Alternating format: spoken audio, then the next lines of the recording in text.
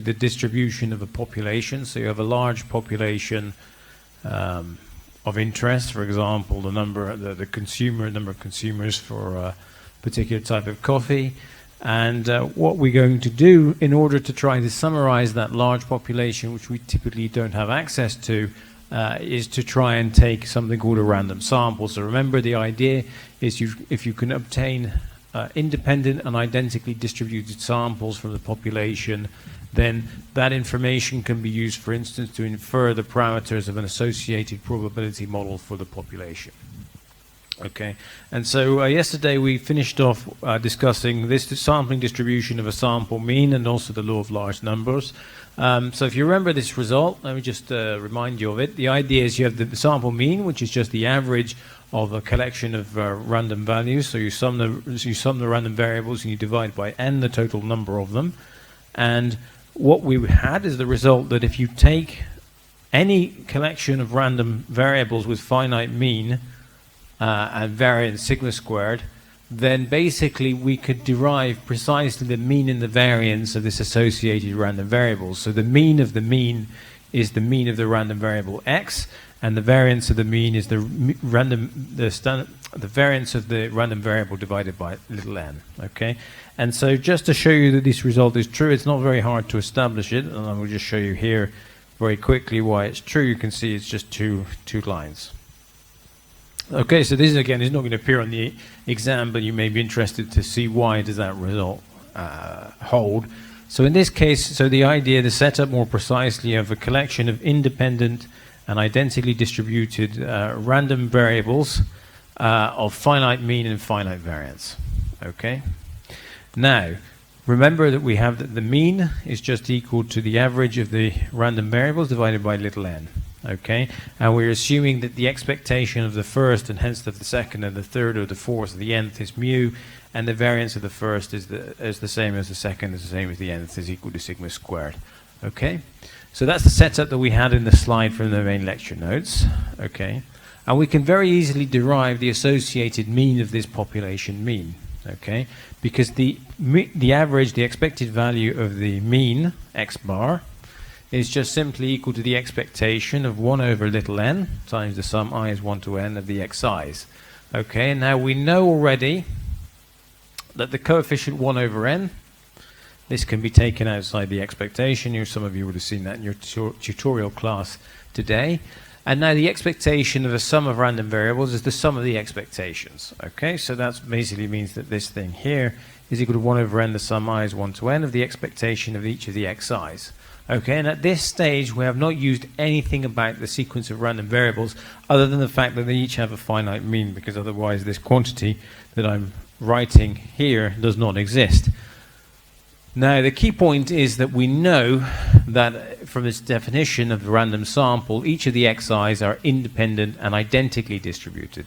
So independence is never needed here, but the fact that they have the same distribution means that this expression, the expectation of the ith random variable, is the same for I is equal 1 to n, and that's equal to mu. Okay, so this summation becomes n times mu, and I have 1 over n here. So the expectation of the sample mean is indeed mu. Okay, and I write that expression down during yesterday's lecture, but this is just to show you that it's true. Okay, now for the variance it's very similar. Okay, so just just remember, I should have told you if I haven't, that if you take the variance of a sum of independent random variables, that's simply equal to the sum of the variances. Okay, so in this situation I'm interested in the variance of x bar, so I'm interested in the variance of this quantity. As usual, you can take constants outside of variances, so 1 over n is a constant, so I can take it outside the variance. But remember, when you take out a constant outside the variance operator, it becomes squared. So I get 1 over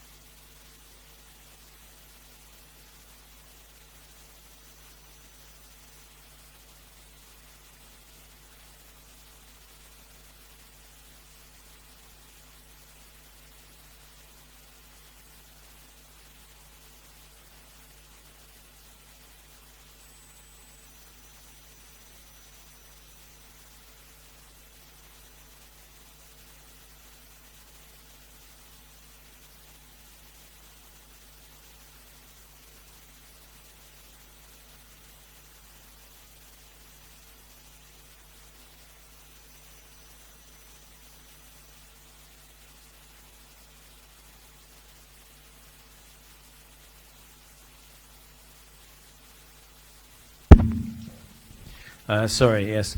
So what we get is 1 over n squared times the sum of the variances, okay? Now this statement that's written, that I've highlighted, is only true if indeed the random variables are independent. So if they're not independent, this result does not hold.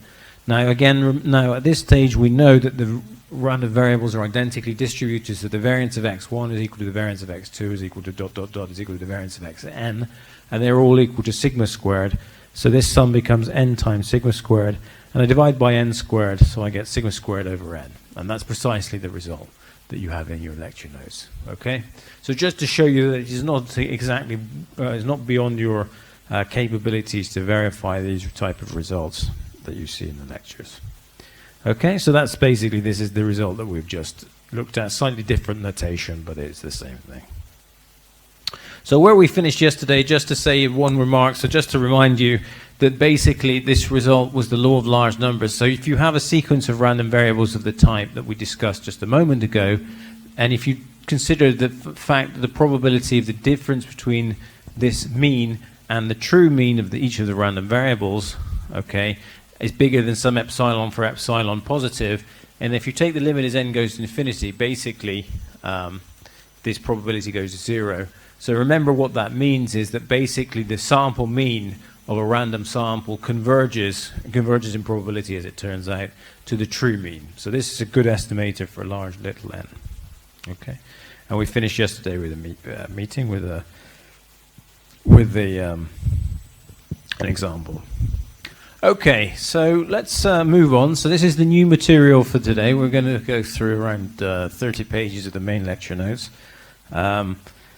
And basically where we begin is on the kind of natural component, the natural partner, if you like, to the weak law of large numbers. That's what the result was a moment ago, which is the central limit theorem. So the central limit theorem, as I said yesterday, is a kind of unifying result in statistics. It's a probabilistic result, really, which tells you basically about the behavior of the sample mean, if you like, and its large sample properties. Okay, so what do we know? Well, what we know, remember that what I've just commented on, is that the mean of a random sample, I'm trying to hide it, the mean of the random sample for very large n will look like the mean of the individual constituent, i.e. the population mean. Okay, that's what this result means for very large n. So clearly, I mean, that's very interesting. Well, it also, x bar is, so what it says is for large n, x bar is a good estimator of mu, okay, but we want to understand how good an estimator of mu is it, for example. And that's just where the central limit theorem comes in. It's a very useful result, for example, for establishing this type of thing. Okay, so the result says this, essentially. Okay, so if you take a random sample, everything has finite mean and variance, each random variable is identically independent, identically distributed, okay, then basically you have the result, so you can see it on the thing. I'm actually going to write it down, although you don't need to copy it down. There's no point to worry about that. So the central limit theorem says that if you take square root of little n, I take x bar, I just want to use the same notation, over mu, and I divide it by sigma, then this is going to be approximately Gaussian normal 0, 0,1, or if you prefer it, it actually converges in something called distribution to a normal 0, 1. What does it mean? Okay, so this notation here, this is distributed as, and this dot means approximately distributed as, which means it isn't really distributed as. The key point is this following, is that this random variable, this capital Z at the bottom of your screen, I've just written it a little different way because I like writing it like that, is basically, it's roughly Gaussian. Okay, and this is true whatever the distribution of the x's. They can have any distribution. They could be chi-squared, we haven't seen chi-squared, but they could be exponential, Poisson, whatever you like. If they're exactly Gaussian, then the result actually is trivial because it holds exactly, actually. And you get a Gaussian distribution, okay? And moreover, the interesting thing about this result, is that this coefficient sigma This represents how accurate in the large sample limit the mean is for approximating, the population mean is at approximating the true mean. Okay, so basically, what does this mean?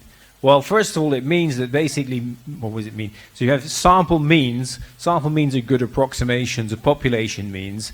And when correctly centered and scaled, okay, so what you do is you centered it by the true value and you scale it by a square root of n. And then a square, this is something that I'm not teaching you, but basically this result, what this result is actually in the limit as n goes to infinity, this is distributed as a kind of Gaussian, okay. So basically the sigma represents the accuracy and estimation of mu with x bar, essentially. Okay, and it also shows you the centrality of the Gaussian. It doesn't matter the distribution. So long as you've got a mean and a variance, you're getting this result, which tells you why the Gaussian becomes so important. So many things will behave like a Gaussian once you center, scale, and add them together. In fact, this result holds if there are different structures. So remember that we're assuming that x1 up to xn are independent and identically distributed, and you get these similar type of results under more complicated structures, which we don't teach you in this course. Let's understand it a little bit better. I don't know if this helps at all. The key point is this. Okay, so I think the bottom plot in the bottom corner is the one to think about. Basically, the idea is if you take, let's say you take little n as small as 10, right? Then you compute x bar for different random samples. So I take random sample 1, random sample 2, ... up to random sample 1 million, let's say. And little n is small, let's say it's 10. Then basically, of course, these are all random, right? This is a collection of random things. And they might look exactly like a Gaussian. So if you have a small sample size, well, it may not, the average value of those means won't necessarily be at mu, and they may not look exactly like a Gaussian. But if you now say the sample size becomes 100, which is actually more than enough for the central limit theorem to start making sense. So I take a million samples of random samples of size 100. I compute the means, and then I compute basically the histogram or the probability density function approximately of those means. And then if I obviously I have to center and scale them and multiply by square root of n, then basically that thing will be a Gaussian normal 0, 1. Okay, so you will see this basic shape, whatever the distribution of the underlying random sample. Okay. Okay. So basically what it says is, on average, for finite n but n large, the mean of the mean will be about the mean of the population, and the variance of the mean, or the standard deviation, will be roughly like sigma over root n. Okay. It's a shame that we're not allowed to, we don't teach you this in more detail, but there's much more to the central limit theorem than this, but basically, this is the underlying thing, that so long as you have the random sample, you compute the mean, you center, you scale, you get something which is roughly Gaussian, and that gives you an approximation to work with, irrespective of the underlying distribution. This is a kind of type of statistics called asymptotics, but really it's a kind of type of probability theory. Okay. Now the key point actually is in our example, in the central limit theorem, there is no underlying assumption of any distribution on the x's. But if they happen to be Gaussian, then this result is exact actually. So this approximate, so I can remove, in the case that all the xi's are IID Gaussian normal mu sigma squared, that you get this is exactly true. Okay, this is what it says. Okay. Right? So this is what the theorem, I don't know if it's a theorem, but basically this thing is true for Gaussians. So if you have a Gaussian, we're going to see the proof of this in a moment, which is non-examinable. But the central limit theorem, so this is an exact, the central limit theorem is telling you that basically, well, this is not very useful. This one says, well, I don't like this. This is not important. This one is basically, this is the one you should be focusing on. Okay, so basically, if the xi's are independent Gaussians with common mean and variance, then basically you get exact this is an exact result. Okay, and it's very, very straightforward to verify this. Okay, so again, this is a kind of just a non-examinable note on why that's true. I just want to show you that underlying everything there is a very simple set of calculations. So again, you're not going to have to revise this in your exam. Don't worry if it's really complicated. I don't think it is complicated. I think you're all capable of doing this. But if you're interested in where these results come from, you can see this result here. I'm just going to tell you that again, if you feel like it's too difficult, you'll never be asked in this course for an exam about it. Okay, so in order to verify the result, I just want to tell you something, which is something called a moment generating function. This is just a function, and it's defined like this. So you take t. T is a fixed value in some set t. Okay, this set is typically a real line, but it might be something else. Okay, so I fix this number, and I define this function mx of t. So this function on the left-hand side only depends on little t, a fixed number. Okay, there's no randomness, it's not stochastic. And on the right-hand side is defined to be equal to this, which is just the expectation of e to the xt. Okay, so t is fixed, x is our random variable, and you just take the expectation of this function of a random variable. And it's useful for a lot of things, but the key point is that the moment generating function is unique. If you give me a probability distribution and I calculate the moment generating function, if it exists, because remember this requires exponential moments, then basically that moment generating function is unique. Okay, so I cannot get two distributions with the same moment generating function. Okay, so what does this mean? So for example, suppose x is normal with mean, mu, and variance sigma squared, then you can show that, and you don't need to be able to do this, that the moment generating function looks like that. Okay, well, now why is that potentially useful? Suppose I have another random variable y, and I compute its moment generating function. Now if it turns out that its moment generating function is equal to this, then y is indeed Gaussian distributed with mean, mu, and variance sigma squared. So it's an if and only if statement. If you tell me my moment generating function, I can get your distribution. If I've got my distribution, I can get your moment generating function if it exists. Now what's the point here? Well, basically we're going to establish the result that we're talking about essentially on the board there using moment generating functions. Okay, so remember what is it we're trying to do? We're trying to show that if the xi's are IID normal mu sigma square random variables, then the mean is Gaussian distributed with mean, mu, and variance sigma squared over n. So what does that mean? Well, what I'm going to try and establish is that the moment generating function of the mean, this thing here, so this is the mean function here, I want to show the moment generating function of this random variable is exactly of the form up here. It is, except the parameter here is going to be mu, and the parameter here is going to be sigma squared over n. And if I do that, the result is concluded. That's all you have to do. Okay, so there's some calculations. I will tell them, again, it's not too important if you understand everything. If you do, that's very good, and if not, you're not going to be asked to do this. I just want to show you these things. So now if I want to compute the moment generating function, the mean of the random variable, by definition, that's the expected value of e times t times the random variable, which is 1 upon n, the sum I is 1 to little n of xi's. Okay, that's by definition. Okay, now this exponential function, right, this is exponential, and an exponential of a sum is equal to the product of the exponential, so I can write this sum as like that. There's nothing complicated there. I've just changed the product, the exponential of the sum, into the product of the exponentials. Now the key point is, remember in our formulation that each of the random variables xi's are independent. Now we should have told you, I think I have told you at least, that if two random variables are independent, then their expectations, the expectation of the product is equal to the product of the expectations. So in this case, all the random variables are independent, so the expectation of this product is equal to the product of the expectations. Okay. Right, now what do we know? Well, now what we know is each of the random variables have the same distribution. Okay, so this expectation here is the same for each I. Okay, so this basically is equal to then the expected value of e to the t over n x1 to the power little n. Okay, the power little n comes along again because each of the random variables have the same distribution. Okay, now we can compute this thing inside here because this is basically the moment generating function. So x1, remember, is Gaussian distributed with mean mu and variance sigma squared.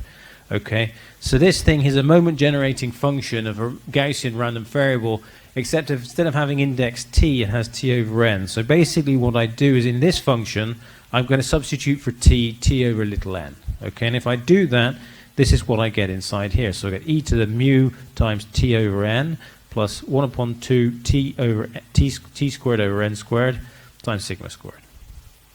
Okay, and now basically I put my n inside my exponent, and if I do, the associated moment generating function for this mean function is looking like that of a Gaussian distribution with mean mu and variance is sigma squared over n. Okay, and it's simply that. And again, like I say, if you're not happy with these calculations, it's not so important. We're not doing calculations in this course, no matter how much I like to do it. But it's not examinable. But I just want to show you this result holds, and you have at this stage of your education the ability to do it. But it's not necessarily something that we're going to do. Okay. So those are the results. Let's have a look at let's have a look at some examples. Example 1 is an electrical firm manufacturing light bulbs. I really don't like light bulbs after this course. I'm sick of it. Anyway, the electrical firm manufactures light bulbs and the length of the life is approximately normally distributed. The mean of each of these things are 800. The standard deviation is 40, all in hours. And we want to find the probability that a random sample of 16 bulbs has an average life of less than 775 hours. So what we're going to do in this collection of examples, there's a lot of them, is to establish precisely how one can use the significance of the central limit theorem as we've written down here. Okay, it's basically an approximation scheme. So now let's have a look. So let's have a look at the solution. So we define x to be the lifetime of a light bulb, and we're told that x is approximately Gaussian distributed with mean 800 and variance 4t squared. So now let x bar be the sample mean of size 16. Okay. So now the x's, they're random samples. Remember the constituents of the mean are based upon a random sample. So I don't really care what are the distribution of the xi's. Here they're approximately normally distributed with mean mu and variance sigma squared. So now applying the central limit theorem type result, which tells you that approximately the normal distribution, x bar is approximately distributed with the mean of x, which is 800, and the variance of x divided by the sample size. Okay, that's the key point of this central limit theorem. That's where you've got that. Okay, now what is the question that we're asked? Find the probability that a random sample of 16 bulbs has an average life of less than 775. So the exact quantity that we want to calculate, is this one. I want to calculate the probability the mean based upon 16 samples is upper bound is at most 775. Now, in our case, we do not have the required information to calculate this quantity. Why? Because I don't even know the exact distribution of the x's. I know only that they're approximately Gaussian distributed with a mean and a variance. Okay, so I'm taking the mean and the variance here as the exact mean and the exact variance. Okay. Now, so now what am I going to do? So what I'm going to do now is I'm going to transform this probability, which is the one I want, into a probability associated to a random variable, which pretty much looks like this one. Okay, because if I do that, this one is very roughly a Gaussian normal 0-1 random variable, and I know things about Gaussian normal 0-1 random variables. Okay, so what do I do? Well, all I have to do to get my, well, you can see this, but basically in order to get my random variable to look like this, all I have to do is I have to subtract the mean and divide by this standard deviation the variance, standard deviation over the square root of the number of data points, number n, right? Okay, and if I do that, then in my upper bound I have to do the same. Now the key point, so as I said, now this quantity here, I'm trying to highlight it, but sorry, but I can't manage to do it. The quantity here on the left-hand side of the inequality is precisely, due to the central theorem, due to the central limit theorem, approximately normally distributed. Okay, it's not exact. Okay, the result is not an exact one. This is actually a convergence result. So this quantity here highlighted is approximately Gaussian. So this thing is roughly equal to, so z is normal 0.1. This should be minus 2.5. Okay, so this, the probability that I want is very roughly, approximately, and it's going to get better as an approximation as the number of samples get larger. The probability that normal 0.1 random variable is less than minus 0.25. Okay, so now we remember that the Gaussian distribution is symmetric, so this probability is equal to the probability that we're greater than 2.5.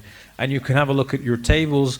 I hope that we have the tables you have on alumnus, and I hope it has that number in there somewhere. Okay, and that's the application of the central limit theorem. It's nothing more than using the approximation for any sequence of random variables with finite means and variances and getting back a Gaussian. And it's going to be the same. We have, I think, 3 or 4 examples. Okay, so example 2 is a little bit more my style because it doesn't have any silly light bulbs. So let x bar denote the mean of a random sample of size 75, and each member of the random sample is having a uniform distribution on 0, 1. So remember, this is a PDF of a normal distribution, a uniform distribution.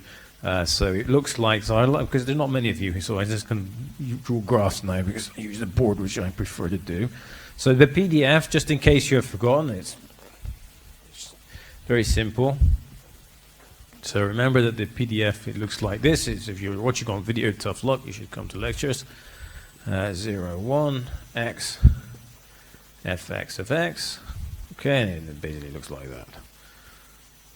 Okay, and there's 0 everywhere. So that's the PDF of the constituent random variables. So that is to say, again, that, for example, if we look here, that each xi is uniformly distributed. It has the PDF that I've drawn on the board, on the whiteboard. I'm sure you can draw it as well as I can, if not much better. Okay, now what I'm asked to do is to compute the probability that the mean of this random sample of size 75 lies between 0.55 and 0.45. It shouldn't be too hard to compute that, actually. Probably you could do that analytically, but I don't think it would be that hard, actually. But anyway, let's suppose that we don't know how to do that. Now, we know some things about the uniform distribution. So if you cast your minds back over 2 weeks ago, we computed the mean variance for a uniform distribution on an interval a,b. The mean was a plus b over 2, so a is 0, b is 1. So that's 1 upon 2, and the variance has a more complicated expression, which I never remember off the top of my head, but it happens to be 1 over 12 in this case. Now, so now we remember that according to the central limit theorem, which I've very inconveniently taken off the board, that x bar minus mu over sigma root n is approximately Gaussian normal 0.1. Okay, that is to say that x bar. Okay, so this is the standard. Remember the standardization trick. So just remind you, just in case you've forgotten. Doesn't work. So basically, the idea. So we're saying that x bar minus mu over sigma over root n is approximately normal 0.1. Okay, that's what the central limit theorem says. Okay, well, if you take this as being an exact thing, that means x bar minus mu over 6. So if you suppose it's exact, then this is equal to z. So that implies that x bar is equal to z times sigma over root n plus mu.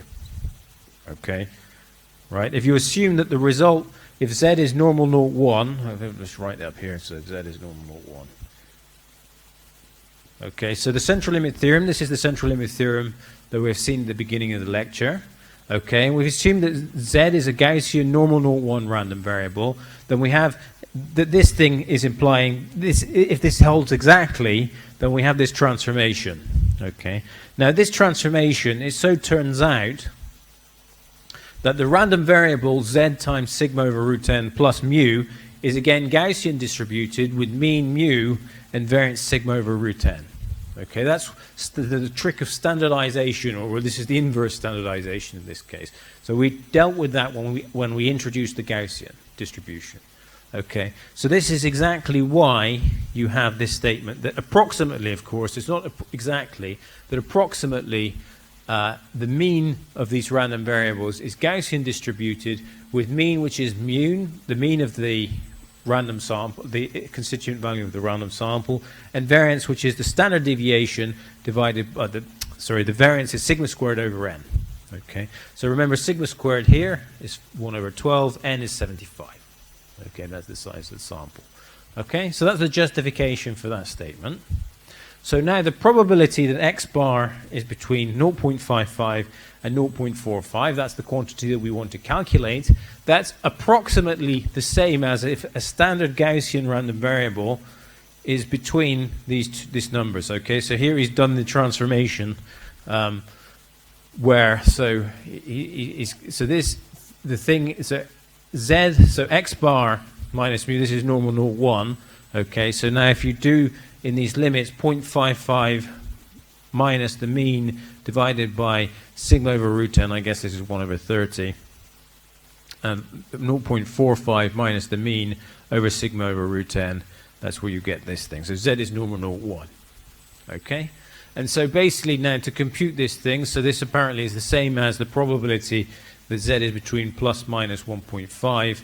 Okay, and that's this one, we've done this calculation in one or two times. That's 1 minus the probability z, 2 times the probability z between 1.5 is 0.8664. Okay. Okay, example 3. So the example 3 is going to be very similar. You have a random sample, size 50, and they have Poisson distribution. Each of the constituent random variables are IID Poisson with parameter 0.03. And we're asked the following. So it's a slight twist now. What is the probability that the sum of the sample will be at least 3? So it's not the mean anymore, it's the sum. No matter, this is simple stuff. When you see the answer, you should be clear. So now x has a Poisson distribution, a parameter lambda. Okay. And the mean and the variance are the same, 0.03. So the answer to that is obvious because we have done that already. Remember that the mean of a Poisson is the parameter lambda, the variance of a Poisson is the parameter lambda, so the mean and the variance are equal to lambda is 0.03. Now, what we're interested in is this quantity, the sum of the first 50, of these 50 values in our random sample. So what we want to compute exactly is the probability that S sub 50 is at least 3, which is the probability that S50, well, okay, S50 is greater than 2.5, if you like. Okay, it doesn't matter. Remember that, yes, it doesn't matter because basically now we have a mean because basically remember x is discrete, okay? And now I divide by little n on both sides of this equality. So I get x bar on this left-hand side and I get 2.5 over 50. So remember, this equality is following with the fact that the random variable is discrete, okay? Okay, so now the probability that x bar is bigger than 2.5 over 50. So what I'm going to do now, I'm going to subtract the mean, okay, and I'm going to divide by sigma over root n. Because again, remember that this thing, which we formulated on the left here, is Gaussian normal 0.1, okay? And then basically, this right-hand side of the inequality, this one here, that's 0.82, I hope. And so this probability is roughly the probability that the standard normal 0.1 is bigger than 0.82, which is apparently 0.26061 from the tables. Okay, very good. Okay, example 4. Example 4, yes. So example 4, so the nicotine content in a single cigarette of a particular brand is a random variable and it has mean mu 0.8 and standard deviation 0.1. in milligrams. Okay, an individual smokes 5 packets of cigarettes, which have 20 cigarettes per packet, of each of these cigarettes per week, and we're asked the probability that the total amount of nicotine consumed by this individual in a week, is at least 82 milligrams. Okay, so 5 packets of cigarettes is 100 cigarettes, and XI, where I is in the set 1 to 100, denote the nicotine contents of these 100 cigarettes. So remember that this statement here tells you that basically the amount of nicotine in a cigarette is a random variable. Okay, so it's not exact. We don't know how much it has exactly in some mean and variance. So XI denotes the nicotine content of the ith cigarette, where I is in the set 100. And so XIs, that the XIs are independent is not, and identically distributed is not obvious. One must assume that in order to use this kind of theory, we have to assume that the XIs are independent. So we will make that hypothesis. So it's not directly that, and then XIs form a random sample. One can assume that that's the case.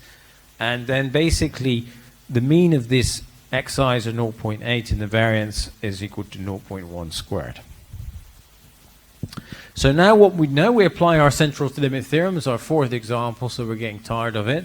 So we know that approximately we have a Gaussian approximation to the mean, which is the mean of the random variable, and the variance is the variance of the constituent of the random sample divided by the sample size. Okay, now what do we want to calculate? So in this case, this is a good example where you do really want to use the central limit theorem. N, the number of samples, is 100, and we don't know anything about the distribution of the associated random variables. We only know that they have a mean and a variance. Okay, so we want to compute the probability that the sum of these random variables is at least 82. That's what the question asks. Remember, it says it here. It says it here. The probability that the total amount of nicotine consumed in a week is at least 82 milligrams. So that's where we get that quantity from. Okay, so that's equal to the probability. So the probability that X bar is greater than or equal to 0.82. So you divide both sides by 100 of this inequality. Okay, now we know X bar is roughly normal 0.8, 0.1 square 100.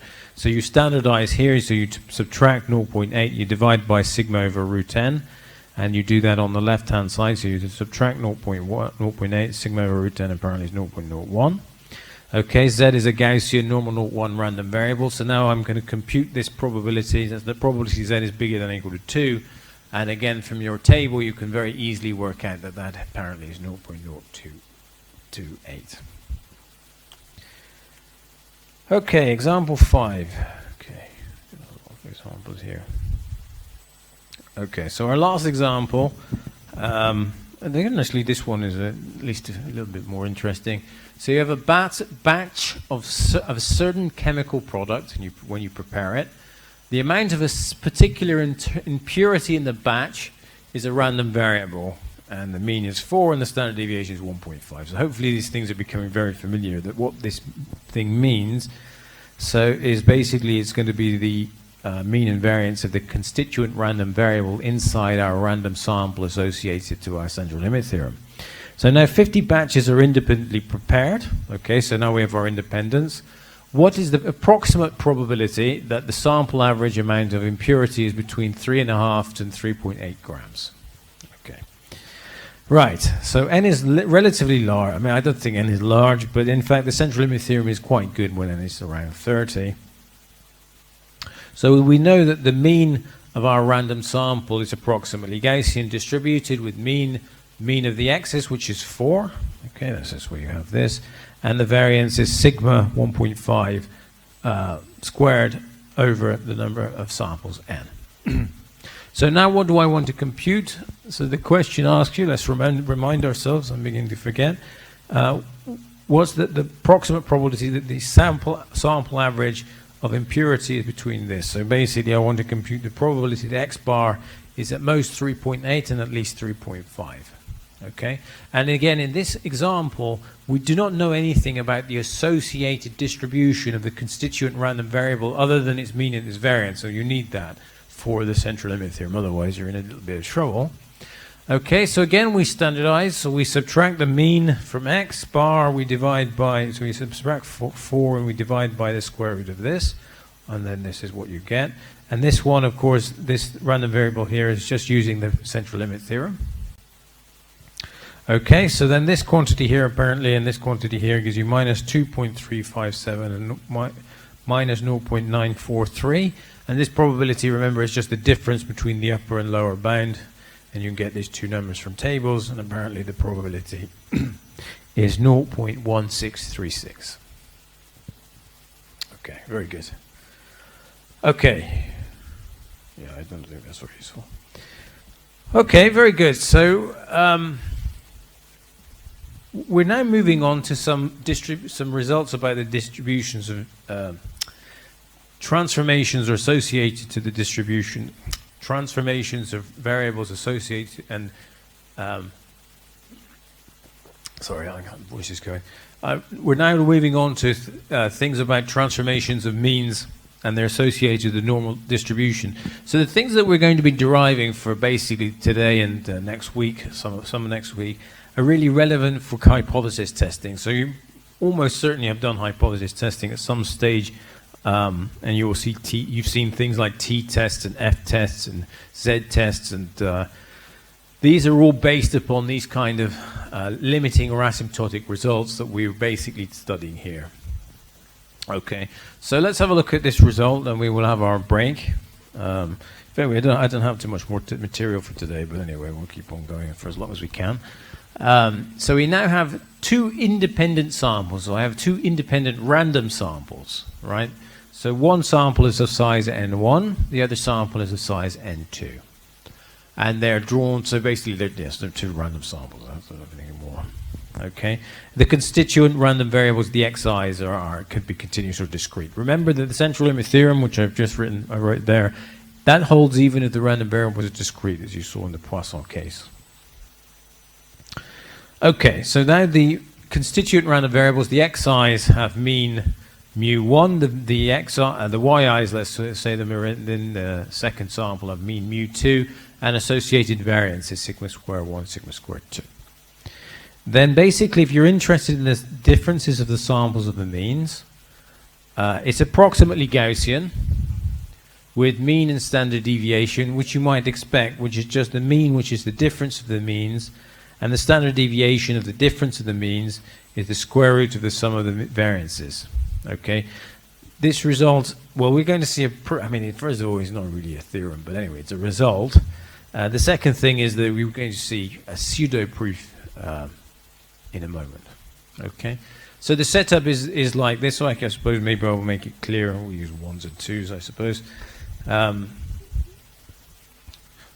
like I said, why are you interested in this result? We're going to be interested in this result when you're doing testing the equality of means, and you're going to get this z-test.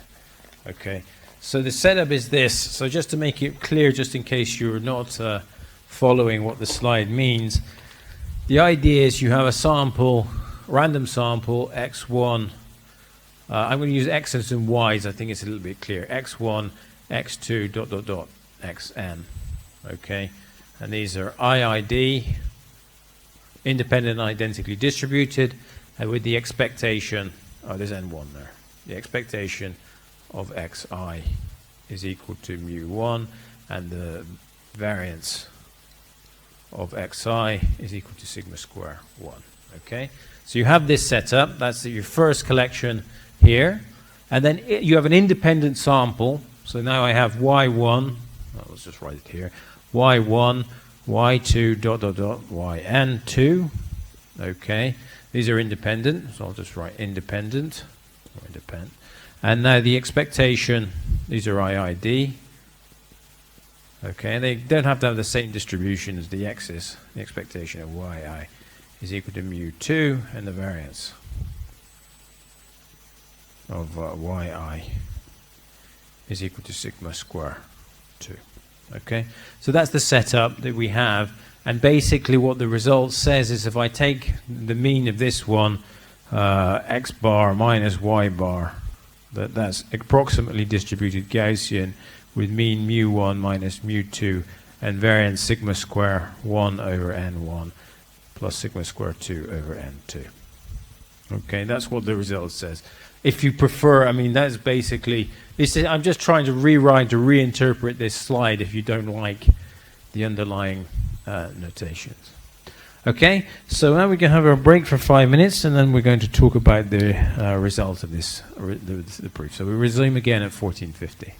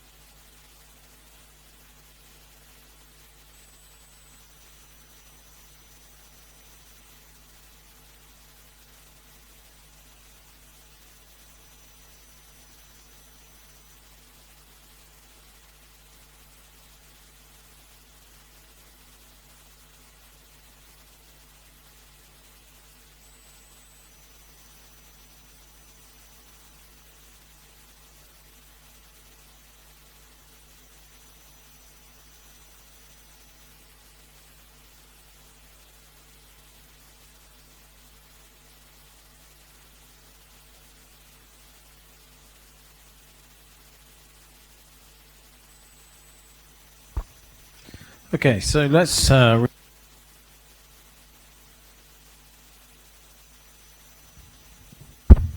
resume. So we just want to, I say proof. I mean, basically, we're just going to show that the mean and the variance of the associated random variables of x1, x bar, and y bar are correct. The key point, it's actually relatively straightforward. Why does it work? Because basically, we know that the mean x bar, well, let me explain a little better.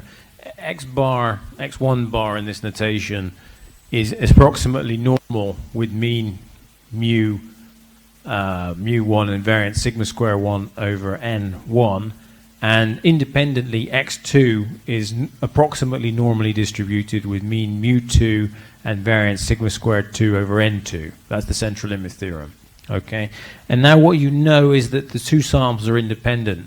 Okay, so the key point is that sum of independent normal random variables are normally distributed, and their mean is the sum of the means, and the variance is the sum of the variances. Okay, and if you have a difference, the variances are the sum of the variances, the means are the sum of the means.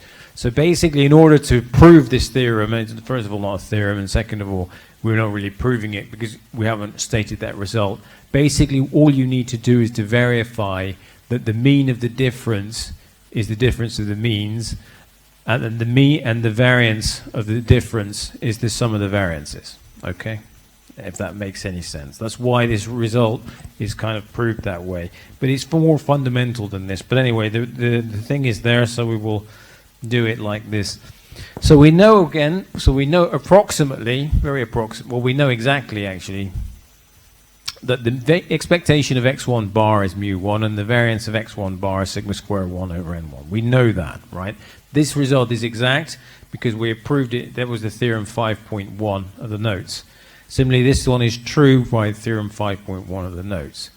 Okay, so now if I'm interested, the mean of the difference of the mean of the difference of the means, okay, that's the expectation of x1 bar minus the expectation of x minus x2 bar, which is of course equal to the difference of the expectations. The expectation of x1 bar is mu1 and the expectation of x2 bar is mu2, right? So the mean of these two random variables is mu1 minus mu2. The variance of the difference is the variance of the variance of the difference of the means is the variance of the difference of the means. And remember, the variance of a sum of independent random variables is the sum of the variances. So this is the variance of this difference is the sum of the variances. Okay, it's really the sum. It's not the difference of the variances. You can check if you want. Okay. X1 and X2 bar are independent. Remember that there's this key assumption that the two samples are independent of each other. If they're not independent, you can't apply this result because you're going to get a covariance term. You're going to get plus 2 times the covariance. Okay, so the variance of the difference of the means is the sum of the two variances. Okay, so therefore, so this is the idea. So then approximately, so we know approximately x1 bar, x2 bar are approximately normally distributed. So therefore, the difference is approximately normally distributed. Okay, and so because basically they're independent. Okay, this is not really a proof, like I say. There is a logic there, but there is not the exact proofs.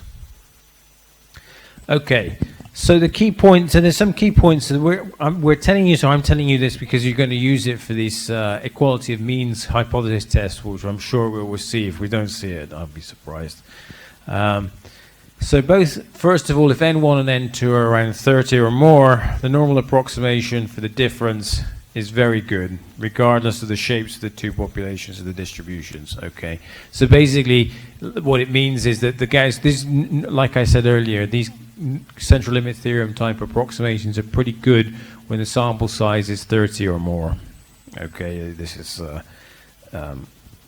one thing. The next thing is, of course, well, basically then you have this approximately, this version of the central limit theorem, a little bit like that. So this is, this statistic 2 on the left-hand side, highlighted by the marker, should look familiar because that's your equality of means test for hypothesis testing. So this is x1 bar minus x2 bar minus the difference in the means divided by the variances is normal 0.1. And that follows precisely from our theorem. Okay, this result tells you this. approximately. Okay, and that's your two-sample equality of means test, and you're going to get something similar for the t later on, I think. Okay, let's have a look at some examples. We have a couple of examples, and then we're going to move on to something called the chi-square. And basically, we're going to look at some tables for the chi-square, and that's really all I have for you today. I didn't read all the notes today. So we have a television picture tubes. So you have two manufacturers of these television. I don't know. They make I'm not sure they have tubes in televisions anymore. But anyway, let's say you have the making of a television, and basically one lasts on average 6.5 years, and the other one with a standard deviation of 0.9. And independently, the other manufacturer has a mean of 6 years, and the other one is a standard deviation of 0.8. Now we're asked the following. So we now have a random sample of 36 tubes from A that will have a mean lifetime that is at least 1 more year than the mean lifetime of a random sample of 49 tubes from a manufacturer B. So I think there should be the word random here, just to be clear. Okay, so this is not so hard. So we're given the following information. So we're given the two independent samples. The mean of the first one is 6.5, the mean of the second is 6. The standard deviation of the first is 0.9, the standard deviation of the other is 0.8. And the number of samples, NA and NB, is 49. Using the above theorem, basically the one we just did, we know that the difference of the means is approximately Gaussian, and the mean is the difference of the means, and the standard deviations is the standard deviation of 1. There's no 0.81. What is he talking about? There's 0.8, right? No, 0.9. Yes, is right. 0.81. 0.9 squared over 36 plus 0.8 squared, 0.64 over 49, all square rooted. That's the standard deviation. Okay? So basically, the desired probability, we want to compute the probability that the difference in the means is at least 1. That's what this point makes. This is what it's saying here. What's the probability that a random sample of 36 samples, A, will have a mean lifetime that is at least 1 year more than B? Okay, basically. So that's what we want to compute. So now this thing is Gaussian. It has mismean and this standard deviation. So now if I standardize, so I subtract 0.5 and divide by the square root, but divide by this thing, then this random variable on the left, which is this one, very approximately centered and scaled, is Gaussian normal 0.1. Okay, and so now we want to find the probability that the Gaussian normal 0.1 is bigger than minus 0.5 or 0.189, which I guess is this value from a table. Okay, so let's see how much we can do today. I'm going to try to stretch this out as long as I can on the chi-square distribution. Okay, so the chi-square distribution you should have heard of. I'm pretty sure you've heard of it. I'm not sure if you do the test at school anymore, but normally you do these things quite a lot. It's a random variable which is non-negative and continuous, and it has a PDF which looks like this. Okay, and actually this PDF that you see in front of you is a very standard PDF. It's called the gamma distribution, and the chi-square happens to be a special case of the gamma distribution with parameters n over 2 and 1 over 2. Okay.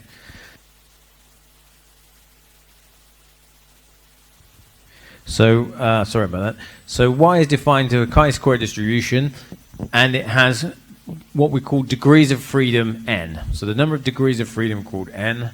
There's a reason for that, and I will explain why that's called n in a moment. N is a positive integer, so n can only be 1, 2, 3, 4, 5, 6, off to infinity. Cannot be 0. And gamma, this function in here, so this looks very nice. We know these functions, we know these ones, but this is something called the gamma function. Now, you may not know what the gamma function is, but we can tell you very quickly what it is. It has an integral representation. So the gamma function is only known, actually, for typically integer values. So there's only some special values where you know the gamma function. So it's defined to be the integral between 0 to infinity x to the power n minus 1 e to the minus x dx. Okay? And this is, you can prove that this is, if n is positive, if n is bigger than 0, this function is very well defined. But unless, if n is an integer, which is at least 1, then you can compute it because it happens to be equal to n minus 1 factorial. In fact, you can define factorials via gamma functions.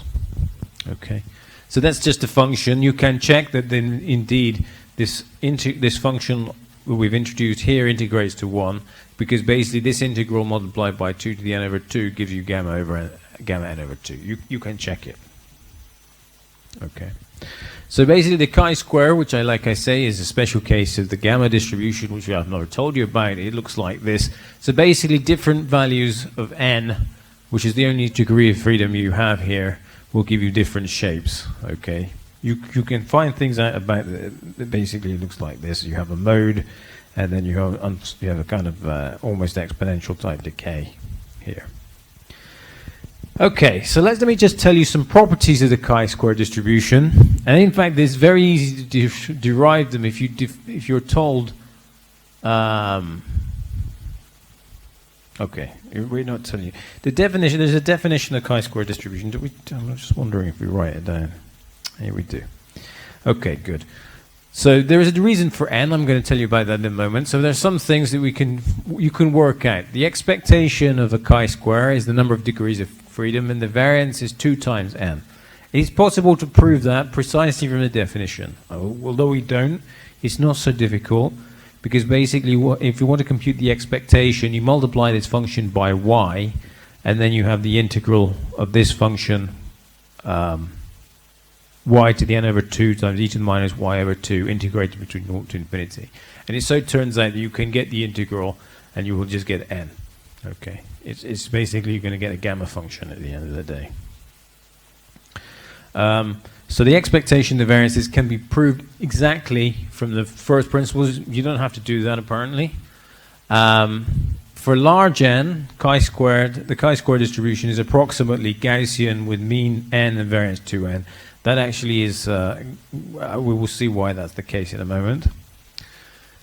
If y1 up to yk are independent chi-square random variables with n1 up to nk degrees of freedom, then if you consider the sum of these random variables are exactly chi-square distributed with the degrees of freedom, the sum of the degrees of freedom. That is to say that one has this result. Okay. Again, one can verify these results. For example, if you wanted to work out where number 3 comes from, you could follow my moment generating function strategy. And so it turns out that one knows the moment generating function for chi-square distribution. You can work it out from there. But we're not going to do that because, well, we don't have to. I mean, I can do it. It's not difficult. But anyway. So you have these properties. Okay, the chi-squared is going to come along in hypothesis testing, as you would imagine. Okay, so now let's have a look at some results. So I'm going to tell you why the degrees of freedom are called n. Okay, so there's this result which says the following. If x is normal 0, 1, and you square the random variable x, you get a chi-square 1 random variable. Okay, so unsurprisingly, if 1 is the case, then if you do x is normally distributed with mean mu and variance sigma squared, then x minus mu over sigma is normal 0, 1, and if I square it, again, of course, I get a chi-square 1. So if this one is true, you directly get 2. Now, the more interesting thing is the following. If x1 up to xn are independent and identically distributed normal random variables with mean mu and variance sigma squared, and we define the random variable y, which is the sum of the square of these random variables, then this one is precisely chi-square on n. In fact, this is the definition of a chi-square on n degrees of freedom. Okay, so if you take x1, x2, up to xn, IID normal 0, 1 random variables, you square each of them and you sum them, then this one precisely gives a chi-square. Okay, and the reason why n is called the degree of freedom is because that's the number of Gaussians you need, independent Gaussians you need to get the chi-square. Okay, so this is the alternative one. And again, it's possible to derive this result. This one is a bit more challenging, which is why we don't do it. Okay, so the chi-square distribution table. So I'm forced to teach this, even no matter how much I hate it, I have to do it. The chi-square table, so this one is an IVLE. Okay, and let me just try and make it a little bit bigger. Okay. So this is the chi-square table. So this table gives the value of chi-square alpha. Okay, so hopefully this was going to kind of match up with this. So chi-square alpha is the constant, n alpha is the constant satisfying the probability that the random variable y is bigger than this chi-square n alpha is equal to the integral between chi-square n alpha and infinity of fy dy is equal to alpha. Okay, what does it mean? Well, if it makes it much clearer, I think, you plot this PDF. This is the PDF for chi-square n, okay? And basically, this, it's not very easy to see this, sorry. Maybe a bit bigger.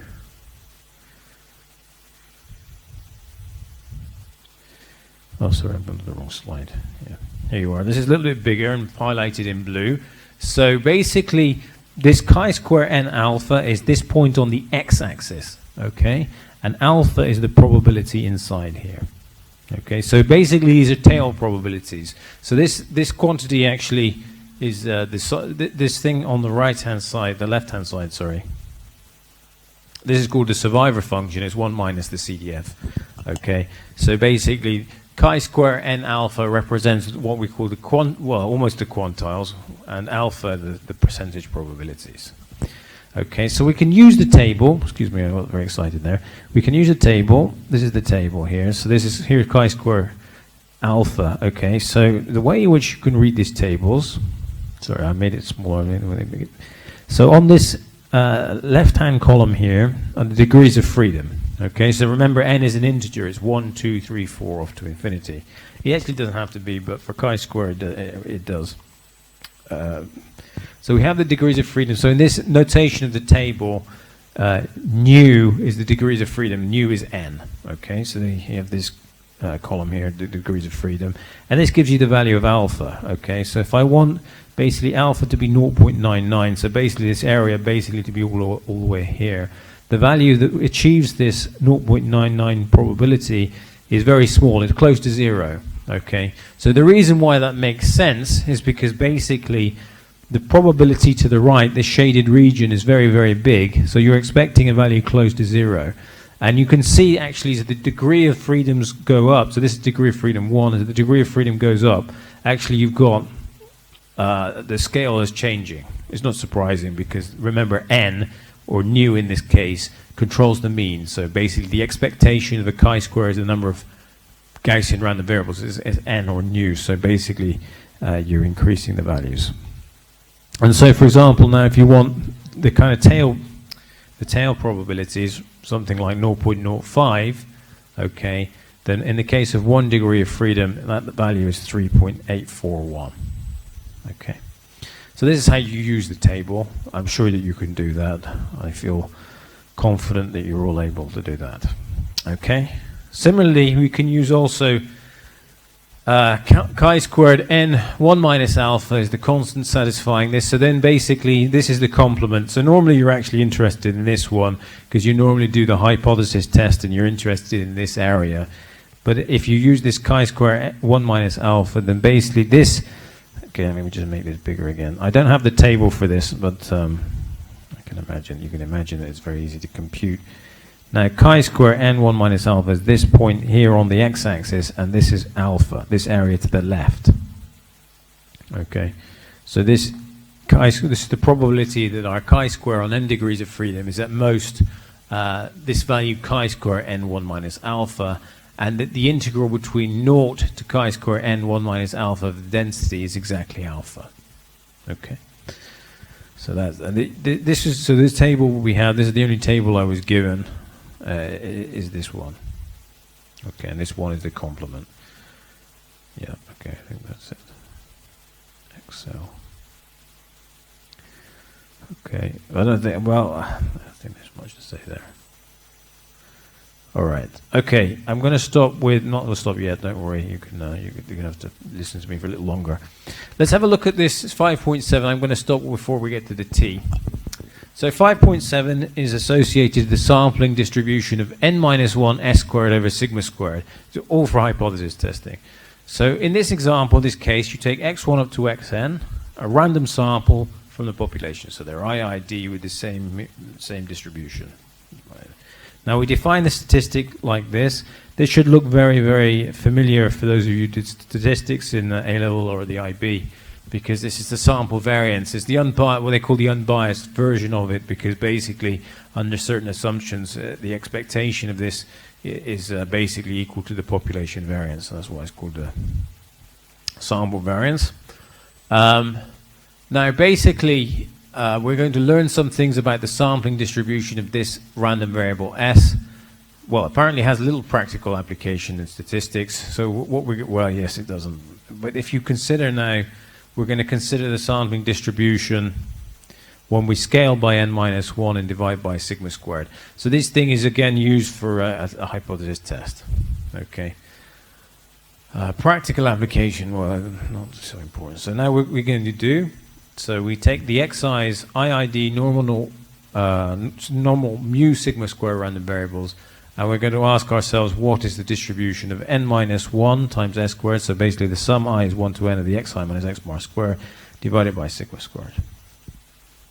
Okay, and it's possible to prove this result actually using some distributional results. So if s squared is the variance of a random sample of size n taken from a normal population with variance sigma squared, okay, so basically what this statement says here is we have x1 up to xn, IID, normal mu sigma squared. Okay, then it says that this result says that if I scale s squared by n-1 and divide by sigma squared, I get precisely a chi-square distribution with n-1 degrees of freedom. I would like to prove these results. It's a lot of work. There's a lot of work to prove it, actually. But anyway, we don't do that. Okay, let me see. We've still got a lot of time. Maybe I'll press on. I'll press on. Okay, these stuff are pretty straightforward anyway. Okay, so we now finally come. We're going to come to the t distribution. So basically, these results are going to form together. You're going to see when we go to hypothesis testing, we're going to use all of these things.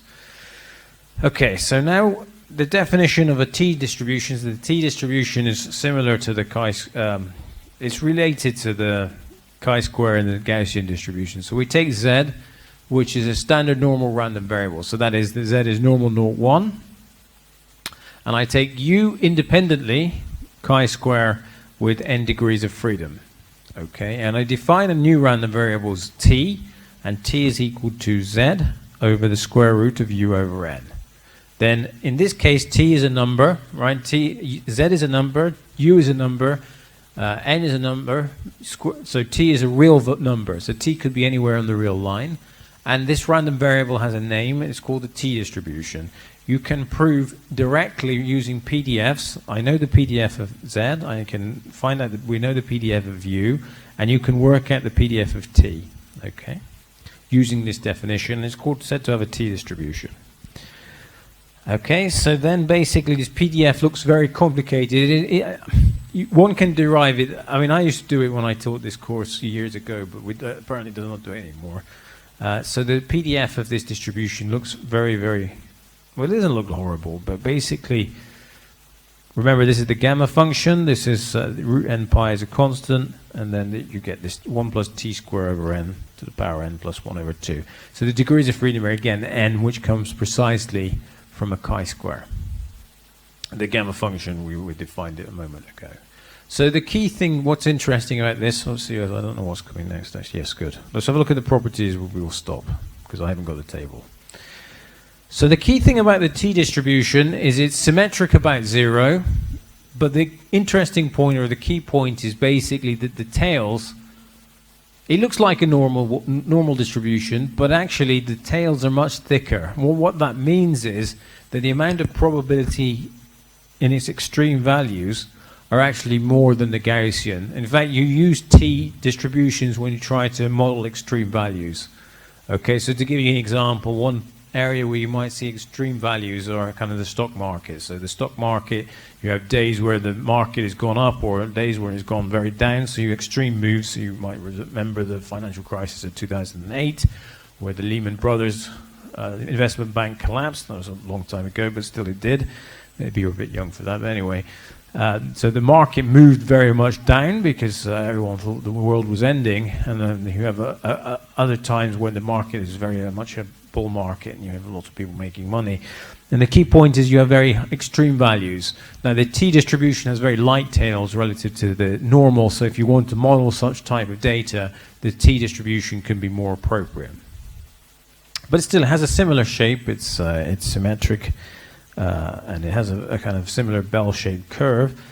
It looks very much like a Gaussian, and in fact, in the limit, if n is allowed to get very, very large, then the PDF, and this result is not correct, but basically the result is this, maybe I'll rewrite what it means to write. I think it's just a small typo. What it means is that if the number of degrees of freedom gets to be very large, then basically the T distribution is essentially indistinguishable from a normal distribution. Okay, so what it means is if I look at, what was this using T, right? So I write Tn is a T distribution on n degrees of freedom. Okay, now if I take the limit as n goes to infinity of the probability of Tn is less than or equal to T, that's equal to phi of T, where this is equal to the integral between minus infinity and T of 1 over root 2 pi e to the minus u squared over 2 du. Okay, this is really what it means. First of all, this result can't be true because the left-hand side is a T in it and the right-hand side is a Z squared. But basically, what I've written here is that the distribution of a random variable which is T distributed, if I take the number of degrees of freedom to infinity, is basically a Gaussian. This is the distribution function for a Gaussian. Okay, so basically, the T distribution looks like a Gaussian for a large number of degrees of freedom. So if you want heavy-tailed behavior, if the number of degrees of freedom is 1 or 2 or 3, then you're basically getting those heavy tails I was talking about. Okay. Okay, and the property 3 is that the values of... Okay, we haven't got the statistical table, so I really have to stop here. I don't think I would get this far. Okay, so... sorry about that. I didn't get the T tables yet. I'll have to get them for next week. We'll talk about how you can look at the tabulated values of the T distribution next week. But don't worry, if you were finishing a bit early, we're really very far ahead of everybody else. We're going to finish early at this rate anyway. Okay, so thanks very much for your attention. I'll see you on Thursday next week. Thanks.